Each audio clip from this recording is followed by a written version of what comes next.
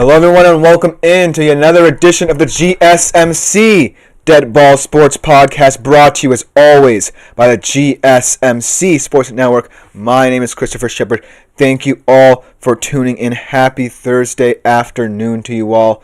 And today we shall have a great show, starting off with the relatively breaking news that unfortunately talented second-year player Victor Wembanyama will be out for the rest of the season due to blood clots in his right shoulder. We'll be continuously monitoring this situation potentially throughout the entirety of this year as NBA fans. But then as well, also talking about Matthew Stafford and his potential destinations as his future with the Los Angeles Rams becomes ever more tenuous. Then we'll also be looking at Kevin Durant's situation, where he could end up, how this summer is really going to affect the future of the Phoenix Suns and Kevin Durant himself. Also, going to be looking at what's next for the Los Angeles Lakers after their bizarre trade deadline. We talked about it a little bit, previewing that bizarre game against the Charlotte Hornets, which they actually lost coming back from the All-Star break. But now that we're in the stretch run for the Lakers, what could their season look like? And what could their off-season as well look like, as Luka and LeBron are set for massive extensions? And then last but not least, we're transitioning to the MLB, talking about the Dodgers yet again. It's always seemingly going to be something about the Dodgers when we talk about the MLB, just because they are, on paper, the MLB's most talented and perhaps best team. But the big question for them this year will be, can they go back-to-back? Not since the 98 to 2000 Yankees have we had a team repeat as World Series champions. But before we get into any of those exciting topics, I do want to remind you, as always, to like, follow, and subscribe to the show and the network. Keeping up to date with our shows is always something that we try and get into here at the network. As always, a lot of good ones around, so not just my show, but other shows as well. Appreciate your support. But if you want to support us through our live stream or more directly through interacting with us through the live stream, the Super Chat, Super Thanks, and Super Stickers features are the way to go, as well as our website, gsmcsportsnetwork.net. As always, great way to contribute and interact with our shows a little bit more directly, and we genuinely appreciate it, and it just makes them that much better when you, our faithful audience, are contributing to them. Without further ado, let's just jump right into it, starting off with the relatively breaking news that came out just a couple of hours ago about Victor Wembanyama being shut down for the season by San Antonio due to deep vein thrombosis, otherwise known as a blood clot in the right shoulder, discovered immediately after he returned from the All-Star game in California to San Antonio.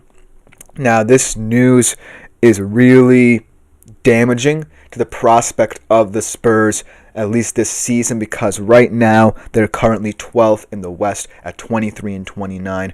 3.5 games out of a play-in spot, and this news kind of derails their short-term future, at least for this season.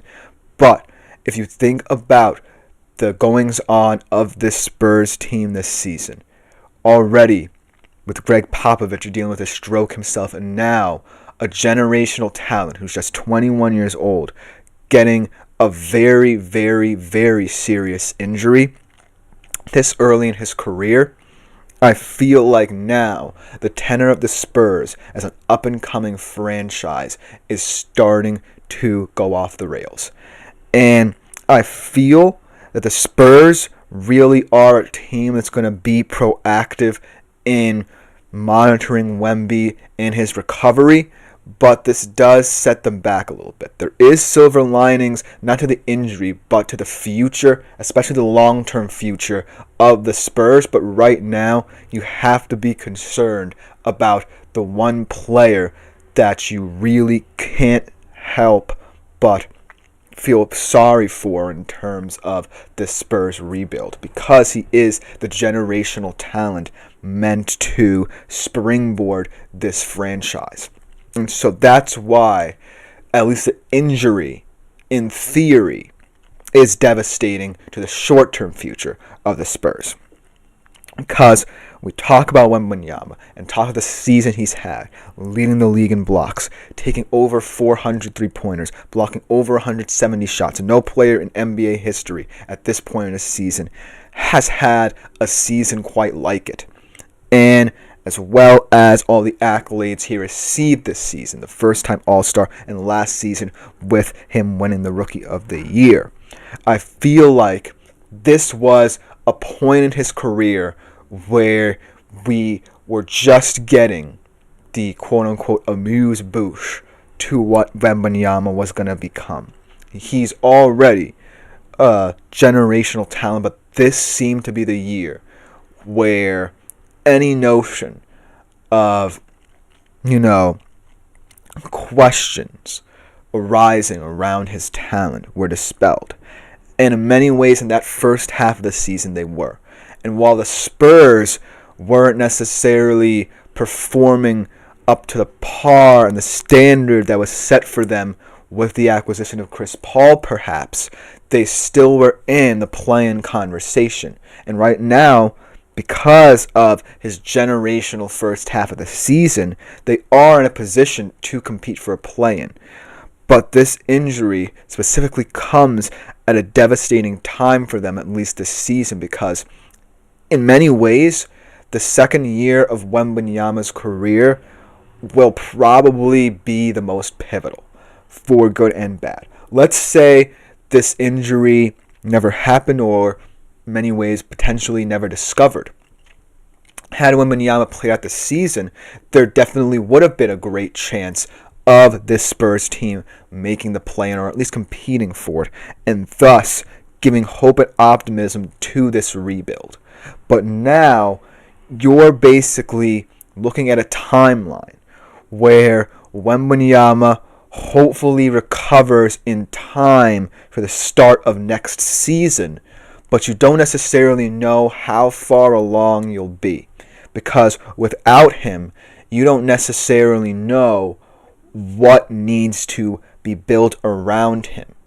And that kind of segues into how they're probably going to view this year's draft, because now they're probably going to plummet to the point where they'll be in the running for a lottery selection. And everyone's saying that this draft is very deep. And the Spurs are a team that's certainly well equipped, not just for this draft, but for future drafts as well. This year, they have their own pick, and Atlanta's pick this season was not protected. But I feel like the reason why they can't take advantage of the draft in the short term is because of this injury. But the silver lining about the draft in general for the Spurs is that they have, over the next 7 years, the most draft picks of anyone in the NBA. So it's not like the Spurs will not have chances to bolster this roster over the next coming years of Wembanyama's career. But looking at the severity of this injury is very important, especially for someone this young, because blood clots potentially end careers, and a little bit earlier than expected at that, especially in the NBA. A lot of players have to retire due to blood clots because some blood clot situations could potentially be life-threatening, especially in the shoulder. And so that's how the San Antonio Spurs are going to have to view this injury. They can't immediately hope and pray that Wembanyama is going to come back fully recovered and be the savior of this franchise. Now this becomes a whole different ballgame. You can't throw him out into the fire with draft picks he hasn't had the chance to coalesce with and mature with and expect him to be the bell cow. Now, in a situation where you most certainly are going to have a lottery pick, if you're the Spurs, you can't pick with Wembanyama fully in mind anymore. You have to start thinking about the ramifications of this injury and how you yourselves are going to have to monitor Victor Wembanyama.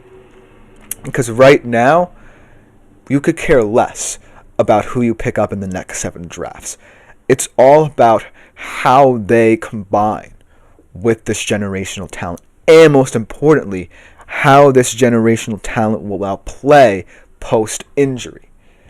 And while I would like to have a little bit more optimism surrounding this injury, especially considering the fact that the Spurs have so much draft capital, I feel like I really can't, because in the long run, when you try to build around a player like Wembanyama, you're going to have to say that he's someone who's a little bit more fragile than we expect. And that might throw certain players off if you're looking to add through trade or in the draft as well. Because now, playing with Victor Wembanyama gets a little different too because of this injury. Now, certain players are going to be like, yes, he's a generational talent, and I still believe that he will perform well post-injury. But this is a very scary injury. And so, if we can't guarantee that we're going to play with a healthy Victor Wembanyama for the rest of his career, why would we come this franchise? And so, with that, the whole perception of the Spurs as this team that's going to be up and coming in the NBA for the next 5 to 10 years gets completely altered just because of this singular injury. And who knows, maybe this injury may not even turn out to be as severe as once thought. Maybe they nip this in the bud, they monitor him, and his road to recovery is faster than we expected, and he comes back better than ever. But now, because of this significant injury, because we seemingly know very little about it, how does this change the narrative of the Spurs franchise? How does this completely alter the plans in the long term for the Spurs franchise especially? And I hope to God that Victor Wembanyama comes back healthy, and I hope he does have a prolific career. But now, the future of the players around him becomes a little bit more uncertain, in my opinion. But let me know what you think about this breaking news, because coming up next, we're going to transition over for just a little bit to the NFL, talking about Matthew Stafford and how his career as a Los Angeles Ram could be coming to an end and the potential destinations he could end up in. We'll be right back after this short break. I feel like I'm losing my mind. Is everybody in the world blind? Please, Lord, give me a sign, a sign. I feel like I'm losing my mind. Is everybody in the world blind? Please, Lord, give me a sign, a sign. I wanna be the greatest. Everybody on the fake shit. I look around and feel like everybody is the fakest. I make this every day and I'm impatient, hoping one day I blow up from the basement. Statement, the top is so vacant. I don't hear shit that I think is amazing. Waiting for my day when I'm playing sold out shows for 1,000 faces. Hey, give me that crown, get in my way and to be put down. It ain't your place, all this my town. If I want that shit, then I'll get it right now. I'm losing it, the noose it fits. I'm losing shit, a stupid myth. You choose to live or choose to dip. You choose to fight or lose your grip and lose a gift. I feel like I'm losing my mind. Is everybody in the world blind? Please, Lord, give me a sign, a sign. I feel like I'm losing my mind. Is everybody in the world? Hello everyone and welcome back into the GSMC Dead Ball Sports Podcast, brought to you as always by the GSMC Sports Network. And before we get into our second segment of today's show, that is, I do want to remind you as always to consider availing yourselves of the Super Chat, Super Thanks, and Super Stickers features, as well as our website, gsmcspodcast.net, to better contribute and interact with the show a little bit more directly.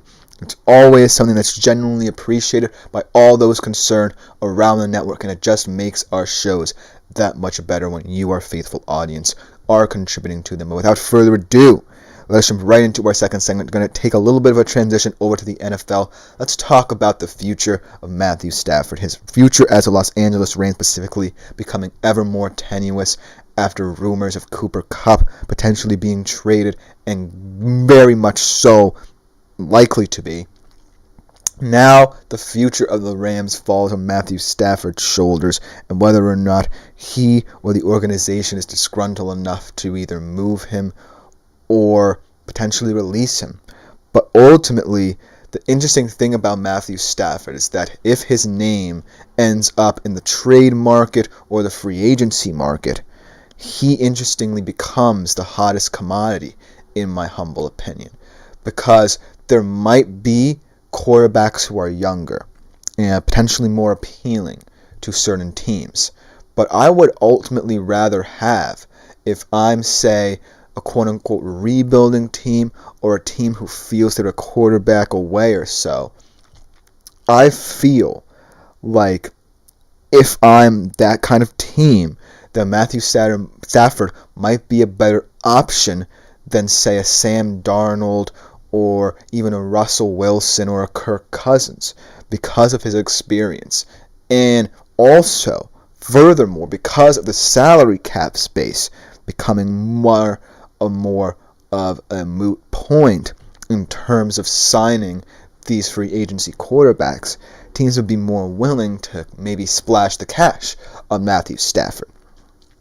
And while some of these teams on this list may not be the best fits for him, there could be pathways to where they end up with Matthew Stafford at the helm. So without further ado, let's just jump right into it. Starting off with a team that's definitely going to be at the center of all quarterback noise over the coming weeks, with Pittsburgh. And I feel like Pittsburgh is a team that is certainly going to be one with all bets off in terms of the quarterback market. I think that because of the salary cap increase that they're going to have, in fact, all the teams are going to have, I don't necessarily think that Justin Fields is going to be deserving of the next contract he gets if he does get it with Pittsburgh. But because of the salary cap increase, it's going to be the driving point, potentially even a leverage point for him to re-sign with the Steelers, saying, hey, if the salary cap is increasing, why not give me just a little bit more money? And even though it's going to be a huge investment, he is the youngest option on the table right now for the Steelers, potentially. And even though it's a young team that's going to continue to grow, it's currently, in my opinion, the best route because of what both Tomlin and Smith want out of a quarterback, that mobility. And Justin Fields offers the most mobility. But if the Steelers decide either him or Russ are going to be too expensive to bring back and don't want to deal with all of the financial logistics, then Stafford could be a cheaper option. And I know that he might be using the salary cap increase as a leverage point himself, but still it would be a cheaper option. I know that's not the best option in Steelers fans' opinions just because of the age concerns and because sticking Matthew Stafford behind that offensive line is not necessarily the best thing for it. But he adds the experience and most certainly can give them more time to think about the position in the long term, even though it's not necessarily the vision that Mike Tomlin and Arthur Smith had for the position heading into the offseason. But since he's potentially out of the market, Pittsburgh could very well be in the discussion just because of their own situation. Then let's talk about the Giants, because the Giants are an interesting team. They're definitely in the market for a quarterback, and they have done their due diligence with the two guys in the draft, Cam Ward and Shedeur Sanders, especially Shedeur. But if they aren't fully sold, and a lot of these teams might not be at the top of the board on either Ward or Sanders, Stafford could be seen as the bridge quarterback and potentially could go again in next year's draft, where if they perform well under Stafford and they might sit in the middle of the board, it won't necessarily be sweat off their back because of the depth of next year's class. But I have seen that the Giants are willing to at least talk with Shedeur Sanders about their plans for him. But I don't necessarily think that either way Stafford would hurt them, because him coming in whether or not they draft Sanders this year or wait for another QB next year, will be best case scenario for them, because Matthew Stafford is potentially the best quarterback to have teaching a young guy. And bringing him up in a Giants system that could sustain a young quarterback a little bit better now, I feel like Matthew Stafford is the perfect bridge. And if he doesn't succeed, it's no sweat off their back, like I said, because the depth of next year's QB class could be very appealing to the Giants. And if they decide to take someone other than Ward or Sanders, it won't necessarily be detrimental to them as people think. So Stafford, whether or not they're all in on a quarterback in this year's draft class or next year's, could be a potential option going forward for at least next year for New York. Then let's talk about a very interesting team in the sweepstakes here, because both of these QBs are going to be held to the light in free agency, compared with each other constantly once they hit the market. And in my opinion, if you compare them, I think that Stafford would end up being the better of them. And if this particular team's trying to sign them, I think that he could potentially replicate and even exceed what this particular quarterback did last year. And I'm talking about Minnesota and him and Sam Darnold. Because if you think about it, a lot of these teams, when they're trying to compare free agency quarterbacks, potentially look at who they might want to go for, or even if they want to test the market, would say, yes, Sam Darnold had a sensational season last year, potentially rejuvenated his career in Minnesota. But Matthew Stafford has been doing this for quite some time. And if you're Minnesota, you have an appropriate timeline where you don't know what you have in J.J. McCarthy, and if you throw him into the fire, I think that's where potential to be vilified in the media for doing such things would ultimately bring you under a microscope you don't want to be. But if you bring in Stafford, it's a contingency plan. J.J. McCarthy can perfectly develop behind him, and then it sets you up for J.J. McCarthy finally being a starting quarterback in the NFL. And the Vikings, in my opinion, really think that McCarthy can be the next big thing. But it won't necessarily be pretty if he gets tossed into the fire and doesn't perform as well as Darnold did. So, if you are the Minnesota Vikings and you expect Darnold to leave, even though the salary cap increase kind of suggests that they could extend him, if you expect him to leave and test the free agency market, why not bring in Stafford as a bridge option so that you don't necessarily have to put J.J. McCarthy out there for slaughter? Because chances are this Minnesota team would still be competitive, potentially not as appealing to watch with McCarthy at the helm over Darnold. I still think that the team would win games, but I don't necessarily know how competent McCarthy would look in that offense. If you bring in Stafford, I think it would be a perfect fit for O'Connell, and it gives McCarthy that one extra year to develop and recuperate.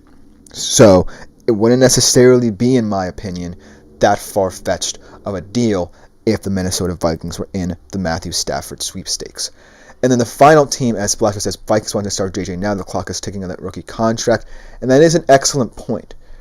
But in my humble opinion, if you do, let's say the Vikings roll him out there. If you do put him out there and he doesn't perform well, and the team, and I don't necessarily think that this will happen for them, if the team does not perform well, then everything comes to a head in terms of how Kevin O'Connell and Kwesi Adolfo-Mensah handled the situation. But I do agree that you have to take advantage of the rookie deal that McCarthy is under as much as possible. But look at other rookie contract situations. Penix is going to be, 31 years old?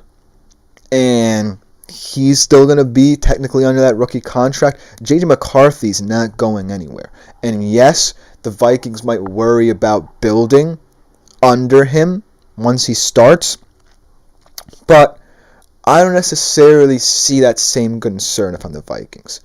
I have to consider what we have already and start seeing how J.J. McCarthy fits into it. Because right now, we don't know what we need with McCarthy at the helm over a Darnold.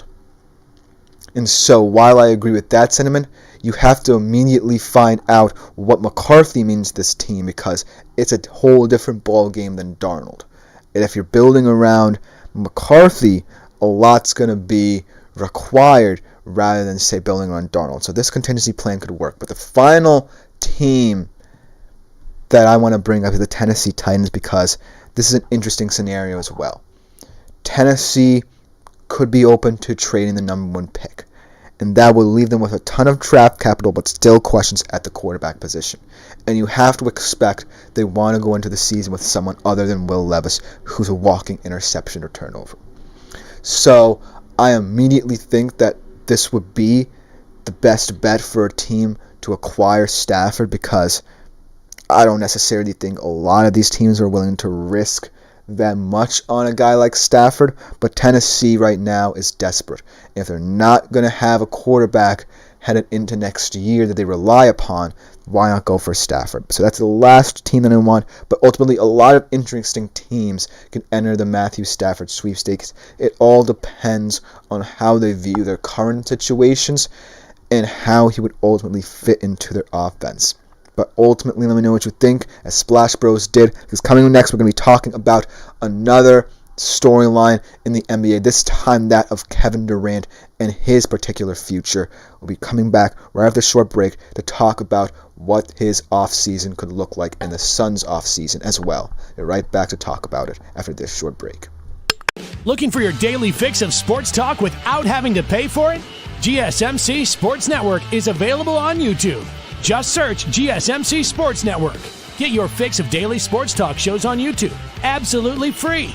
NFL, college football, NBA, MLB, MMA, UFC, fantasy football, and so much more. GSMC Sports Network has shows running all day long, with new sports shows starting every 2 hours. Just like on your favorite cable sports channel, except GSMC Sports Network is absolute. Hello everyone and welcome back into the GSMC Dead Ball Sports Podcast, brought to you as always by the GSMC Sports Network. And for our third segment of today's show, we'll be talking about another interesting storyline in the NBA. We've already touched on this a little bit over the past couple of weeks. The storyline concerning Kevin Durant and his trade status. And I feel like because of the ambiguity of what happened during the trade deadline with him and Butler, and what would potentially going to be a huge blockbuster trade in the NBA that saw him move to Golden State, I don't necessarily think there were that many questions that potential trade answered.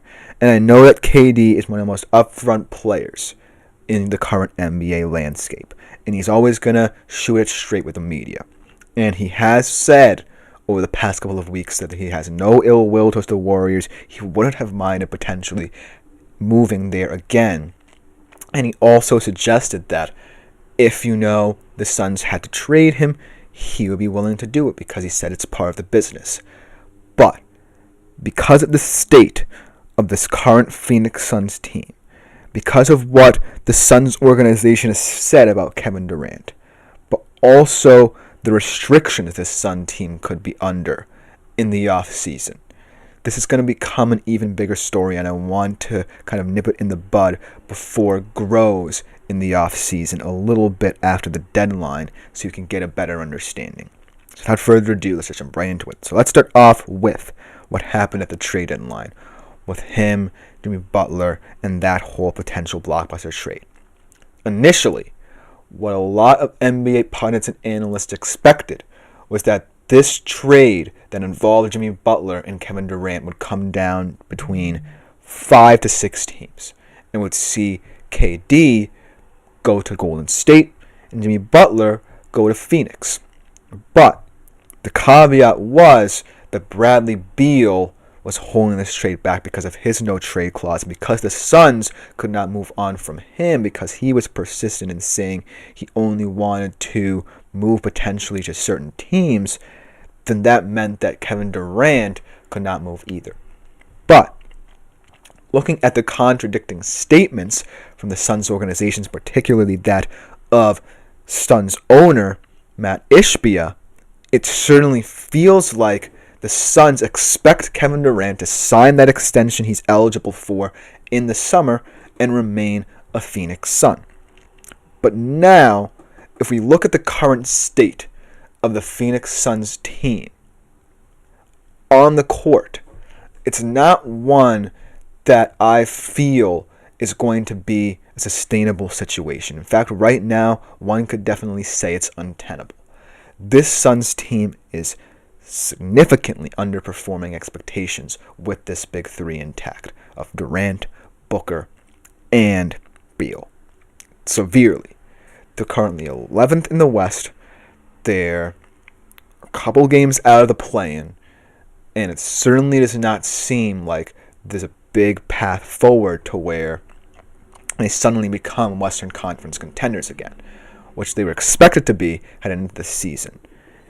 And we look at the past couple of years of how the Suns have been run. There's no question in my mind that this was bound to come to a head, because this deal that Kevin Durant is eligible for was all set in motion with the appointment of Matt Ishbia as the new Suns owner just, 2 years ago? And I feel like because of that move, they've tied themselves to this kind of situation where the end might not be in sight for the foreseeable future.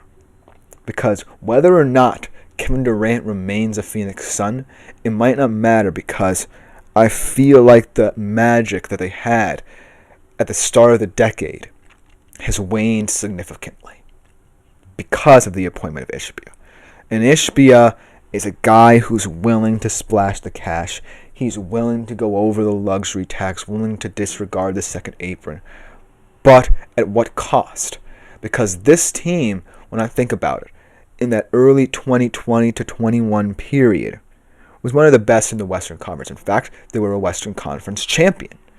And if you look at that team's infrastructure compared to this one's, I feel like on paper, this team had more stars, more talent, but that 2020 to 21 Phoenix Suns team performed better because there were more defined roles, there weren't financial pressures on any significant player, and they were all willing to play under this umbrella of contention.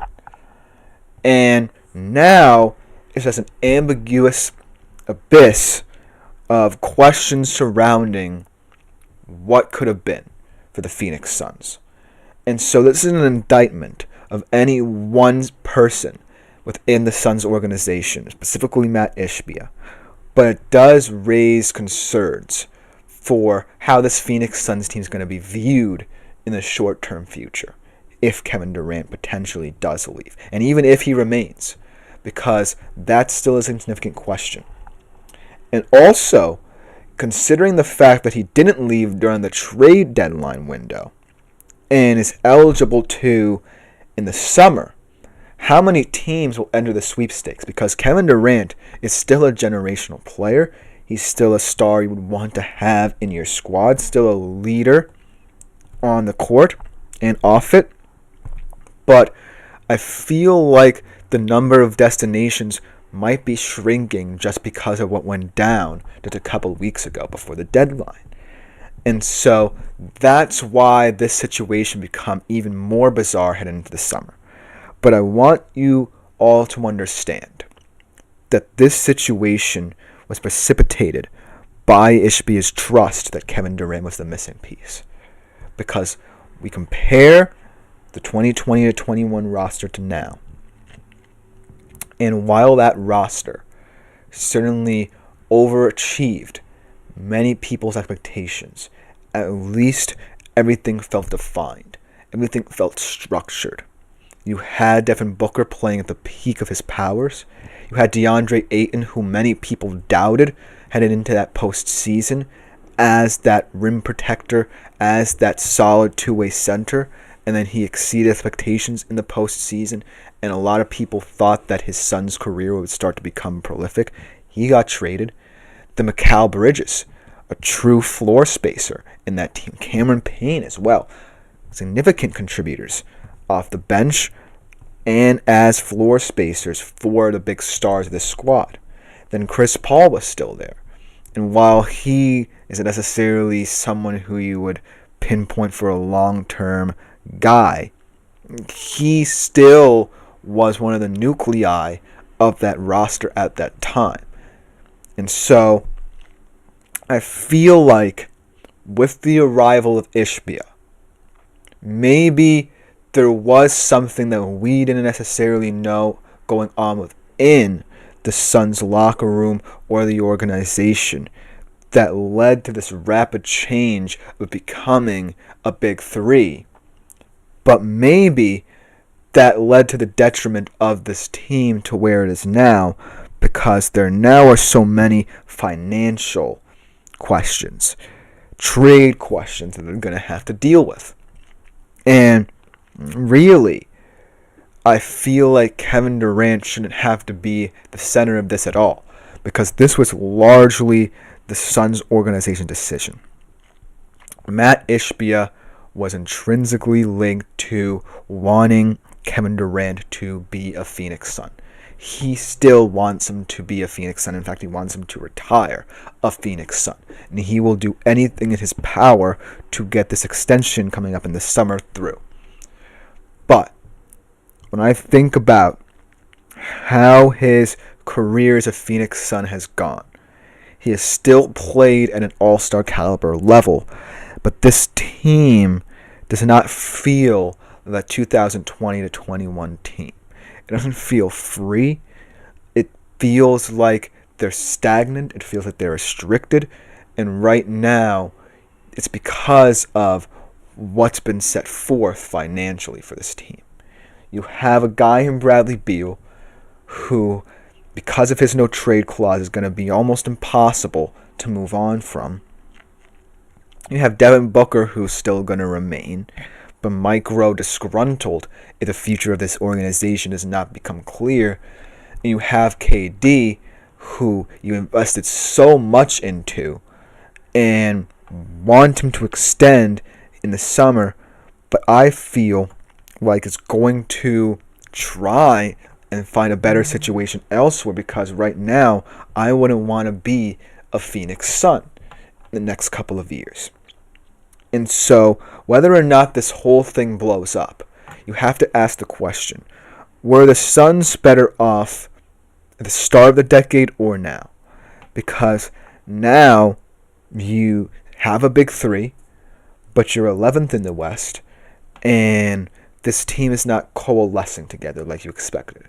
Whereas in 2020-21, yes, you knew that this team potentially was going to be sold in the coming future, but at least there was hope and optimism surrounding it, and the defined roles were being set within this squad as to who could lead this team.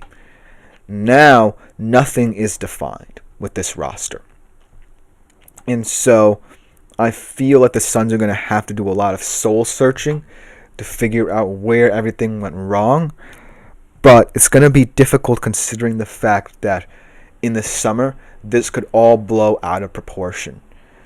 Media are definitely going to be covering this storyline a lot more than during the trade-in line, just because a lot of teams could be expected to be in on the Durant sweepstakes and not just the Suns trying to extend him. So that's why I kind of wanted to monitor it at its inception before it snowballs into something bigger. Because, mark my words, this could be the story of the summer in the NBA concerning Kevin Durant. And no matter what happens, whether or not he does decide to extend, the Suns could be in free fall mode just because of the failures what they were trying to do at the start of the decade. But let me know what you think about this whole situation. Coming next, we transition to a team and what could be next for them in the short and long-term future. The Los Angeles Lakers, after a crazy couple of weeks, right after this short break.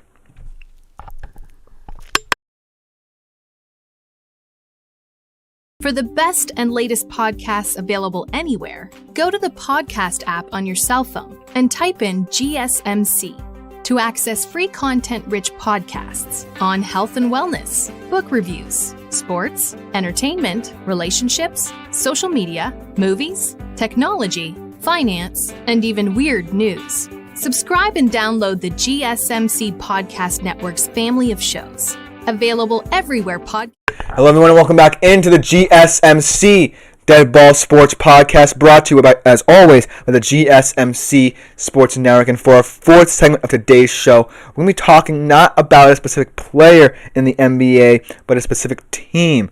A team that's going to be on everyone's lips over the next coming months, the Los Angeles Lakers, after a crazy couple of weeks that saw them acquire Luka Doncic in a blockbuster trade with the Mavericks, and also saw a trade rescinded for Mark Williams, as well as signing basically unknown prospect / center / European superstar Alex Len as their center going forward.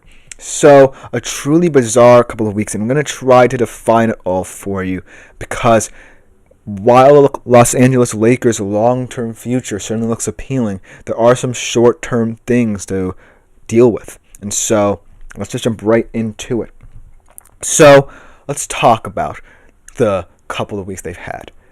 When you look at the Lakers and you look at the way they were able to add Luka Doncic in complete secrecy without really losing too much, they still have a ton of picks left over, some pick swaps as well to do further business potentially if they wanted to. So kudos to them for that signing. And then that whole bizarre situation that involved the Mark Williams trade, where the Charlotte Hornets rescinded it due to the fact that he failed the medical and all the injury issues. As Kawhi, the king of North Leonard, said, you thought I was Wemby? Well, I wouldn't want to be Wemby right now, unfortunately. So, but I guess that's a compliment for being compared to a 7-foot generational talent. But unfortunately, I am not Wemby, and I wouldn't want to be him at this point in time. But going back to the Lakers, that was a really funny comment, though, so I appreciate that one. Going back to the Lakers, I feel like that Luka trade certainly appeals to a lot of people because of the fact that it sets up this infrastructure where everyone can remain on this Lakers roster. But if you look at this offseason and you look at the important dates, Luka Doncic's extension potential on August 2nd, when LeBron is set to be a free agent in the summer, I feel like that's where the questions start to arise. How tied are these, how committed, most importantly, are these players to this project that they're trying to build? And most importantly, are all the players they brought in, the answers at their respective positions? Because Luka really can fit in anywhere. He's a very versatile player. But Alex Len, as your projected new center, does he fit what you're going to try and do in terms of how you're going to play? Because the problem that a lot of people saw once that Mark Williams trade did not fall through is that now the Lakers will be stuck with someone who potentially would just be a statue for them, not necessarily contributing on either end of the center position. Because, of the fact that Luka is purely an offensive talent, that's where all the hype lay. But I feel like a lot of people didn't concern themselves with thinking about how the Lakers would look defensively because they were projected to be atrocious. And so what that Mark Williams trade was setting up to be was a trade that potentially was seen as more valuable than the Luka trade, because you'd be getting someone who wouldn't necessarily just be a statue defensively and really could contribute both ways. And when that fell through, I feel like a lot of people started to understand the ramifications of what that could potentially hold.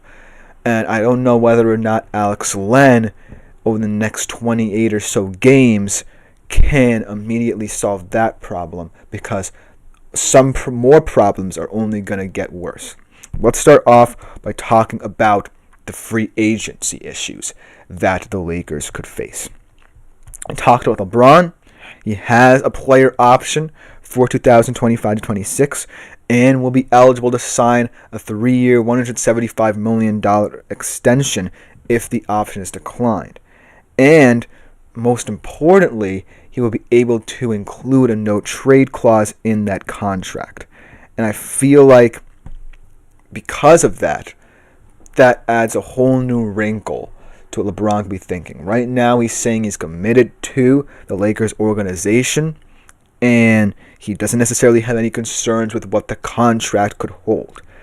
But I feel like what with this Luka extension and all the talks about that, it could potentially change if the Lakers don't cement themselves as a Western Conference contender over the next couple of months. Because right now, they're in firm position to be in, at the very least, the 5 to 6 seed range. But if they are the 5 to 6 seed, they'll be playing a very young OKC Thunder team who I would think would be projected to win that series. So I feel like over the next couple of months, if they don't improve on their seeding and they go up against the OKC Thunder and they don't perform well in that series, LeBron's mindset could potentially change. And that leads us to the important date of August the 2nd, where Luka Doncic could be eligible to extend. And so that's why this whole situation could be a little bit more tenuous than people think. And so I feel, going back to the Mark Williams rescinding, that move is going to be viewed more importantly than the Luka deal, because that whole Luka deal was unexpected, right? No one believed that a trade of that magnitude could potentially ever happen again in the NBA. And because it was worked on behind the scenes for many years and really hinged on the relationship between Rob Pelinka and Nico Harrison, I feel that that trade will ultimately be viewed as a moot point if, LeBron and Luka and Reeves and that core overperform and exceed expectations. But if that whole Mark Williams situation gets called into question, if Alex Len does not perform down the stretch, that's where I'm a little bit iffy about what I think about the Lakers. And so LeBron right now, he's happy, he's committed, but a lot of things can go wrong for the Los Angeles Lakers over the coming months. This is still a team that I have questions about defensively. This is still a team that's sitting currently in the 5 seed and needs a lot of things to go their way to avoid potentially the Thunder and the Rockets in the first round of the playoffs. So if I'm them, I will be thinking about the future, because tying down both LeBron and Luka and having them commit to this project is integral.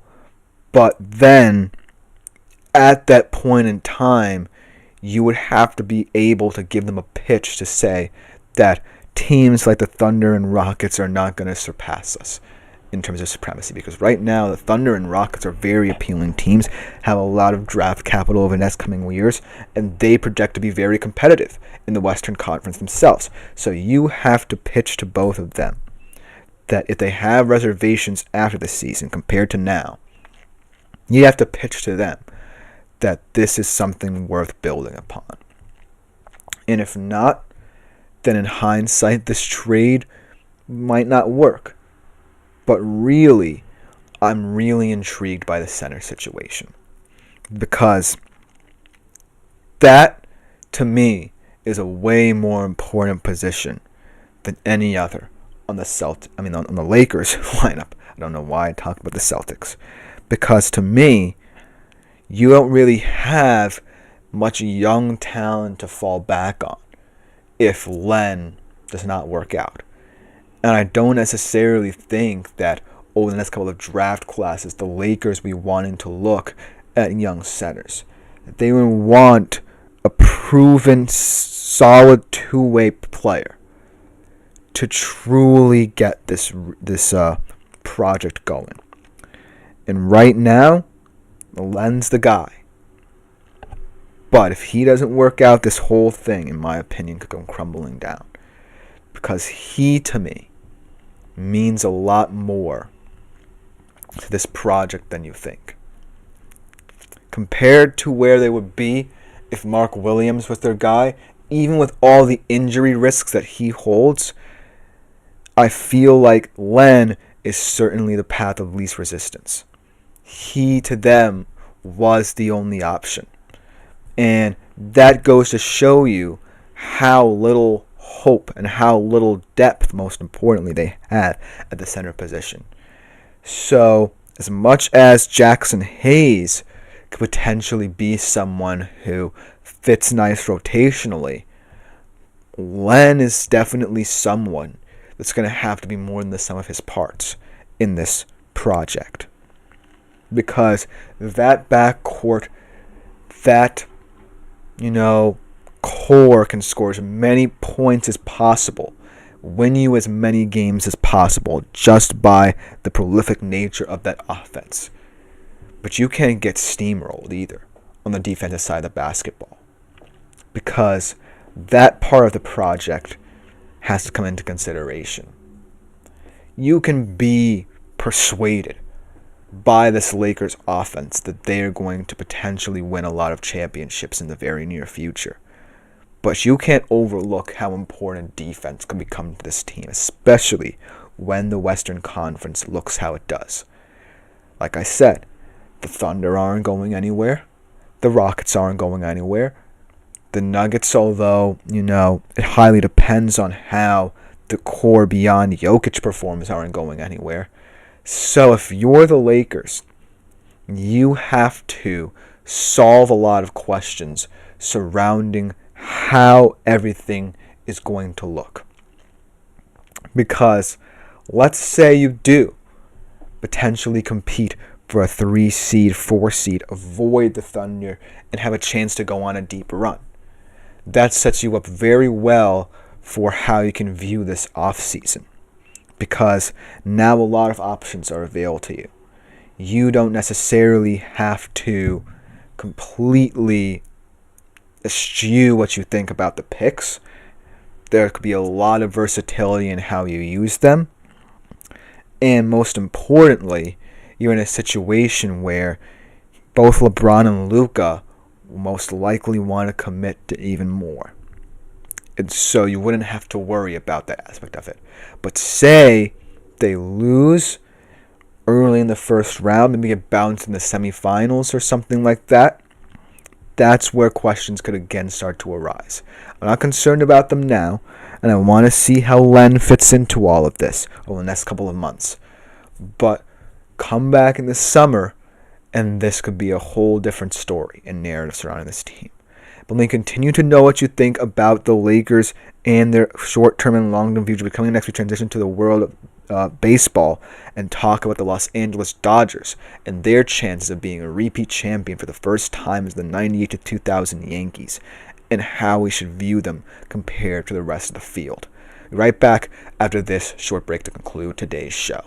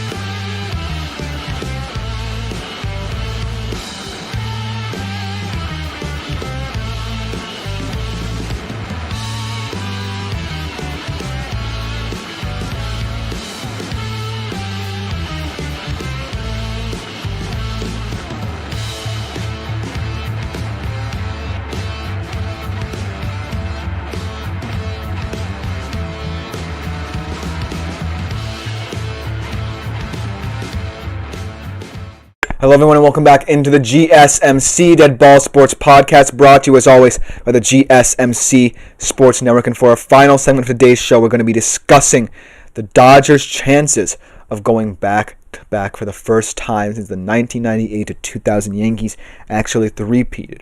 And the reason why this question is more real than in years past and recent champions is because the Dodgers right now are projecting to be the best team in 2025, and they only got better.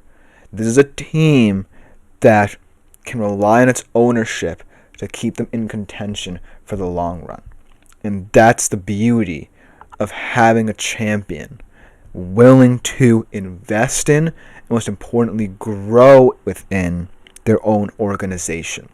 You haven't really had a champion as prolific in execution, in terms of investment, in terms of organizational stability, as the Los Angeles Dodgers. And that's why this question does not seem so far-fetched. So without further ado, let's jump right into how this could potentially come about. Because remember, it is still something that over the past couple of years has been seen as inconceivable. Because the new format, because of certain teams coming out of nowhere, whether they be through the wild card or underestimated or underappreciated in the postseason, that really shine in critical moments. But this Dodgers team is different from all that. They truly are a juggernaut, and they've proven it for this decade and a half of continued success. This is a team that went to the playoffs for the 12th straight year last year. Won countless NL West titles during that time as well. No one really challenging them in that division. And really, no matter what has happened, somehow maintained and even bettered their roster year after year. So kudos, most importantly, to GM Andrew Friedman for the continued success of this Dodgers organization. And now let's look at what this team brings back. They have Shohei Ohtani, who now this year is not just going to be hitting for you. He's going to be pitching as well, recovered from Tommy John surgery. Mookie Betts, Freddie Freeman, the reigning World Series MVP. In your rotation, Yamamoto, Tyler Glasnow, Kershaw looking to come back. Guys potentially like Dustin May and Tony Gonsolin getting back to the norm in terms of where they were in 2020. And then you look at all the signings that they made. Roki Sasaki coming in on what amounts potentially to a rookie deal, really. Not really splashing the cash on a pitching ace that could become one of the best pitchers in Dodgers history. And another pitcher who right now is potentially even better than Sasaki, and Blake Snell added to this rotation. So, hypothetically, if you're the Dodgers roster, you could have two rotations and one of the best 1 through 9 batting orders in baseball history.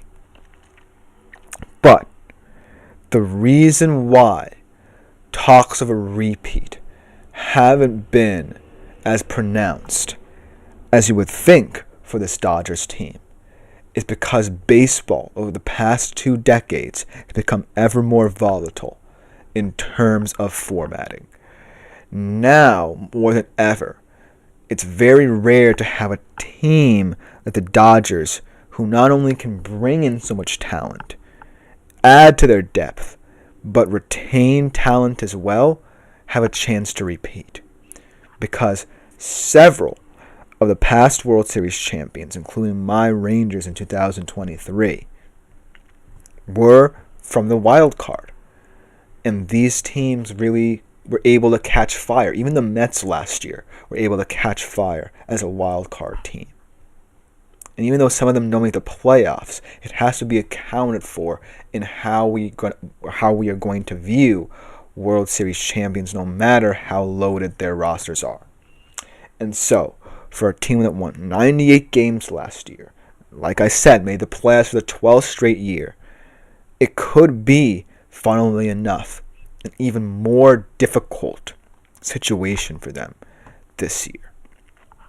Because looking at the depth of the MLB this year, I truly believe that the NL could be wide open should the Dodgers start having internal or external problems.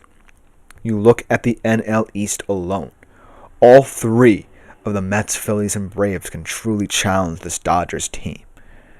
Then you look at the NL West. The Padres, yes, lost a lot in the offseason, but still could be more than the sum of their parts.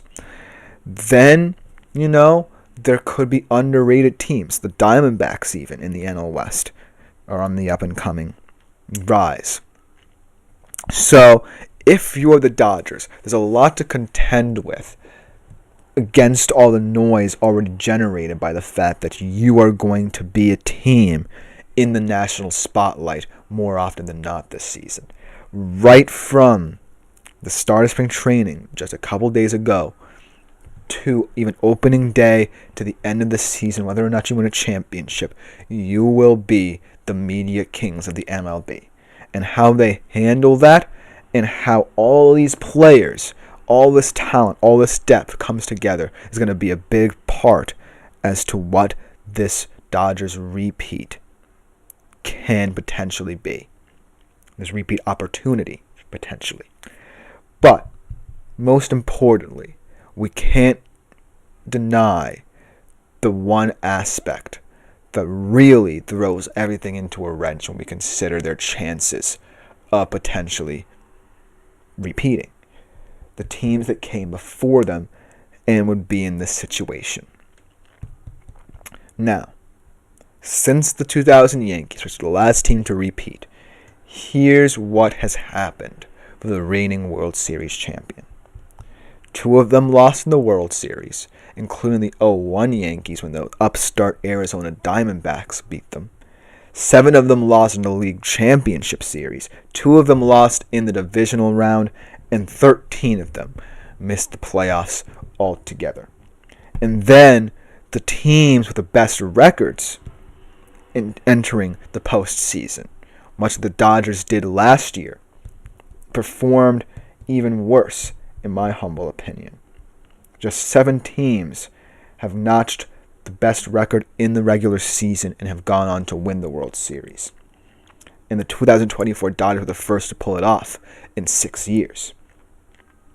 So, with that being said, as appealing as it is to not consider the field in this question, it certainly is a bigger problem for the Dodgers now than it was potentially for teams past. Because let's say the Dodgers might not even be the best team in baseball this year, at least record-wise. Let's say they don't even win the NL West, potentially have to go into the NL playoffs as a wild card. As weird as it seems. But that's the beauty of the MLB. Even if you're the best team, right? Even if you're possession to make this deep postseason run, win the World Series with all the players you have, as much talent and depth and talent and experience, most importantly, the Dodgers have, you can be viewed as even more upstart than the most upstart of wild cards. Look at the World Series 2 years ago. Who would have expected with the Texas Rangers and the Arizona Diamondbacks to go on that much of a run to get to the World Series? Remember, both of these teams not necessarily looking that good even heading into the postseason. The Rangers barely got into the postseason, had to win their last game to even guarantee a spot. The Diamondbacks kind of crawled into the postseason as a wild card, and yet they were the last 2 teams standing just 2 years ago. So I feel like that volatility in the MLB, especially when it gets to the postseason, could potentially throw a wrench in the Dodgers' plans. And so, even though the Dodgers did everything in their power to retain everyone in this team, ensure, most importantly, that no one departed, even guys like Tommy Edman and Kike Hernandez, who at worst are rotational players, were retained. I feel like the field can feel a little bit better about its chances just because that's what this tournament style of baseball is starting to look like. We're starting to get more opportunities for these wild card teams to have a shot at the big guys. And as much as, like I said, this Dodgers team projects to be one of the best teams we've ever seen in the history of the MLB, I can't guarantee that that means an automatic World Series berth for them. And like I said, the NL West NL West is not necessarily going to be a tough division. But once you get into the NL playoff bracket, you're going to have to face teams from the NL East like the Braves, like the Phillies, like the Mets, and all of them are wanting to knock you down a peg. So if you're the Dodgers, you can't misstep even once, especially now that the whole media world is going to descend upon you as well. So if you can handle that, maybe you have a chance to repeat. Because of the new playoff formatting, anything can happen. And that's just the beauty of baseball. Let me know what you think in the comments, because that will just about do it for today's show. This has been the GSMC Dead Ball Sports Podcast, brought to you as always by the GSMC Sports Network. I've been your host, Christopher Shepard. Thank you all for tuning in. Tomorrow we will end the week, same time as always, 2:55 p.m. Eastern Standard Time. Other than that, I am out for today, and see y'all tomorrow.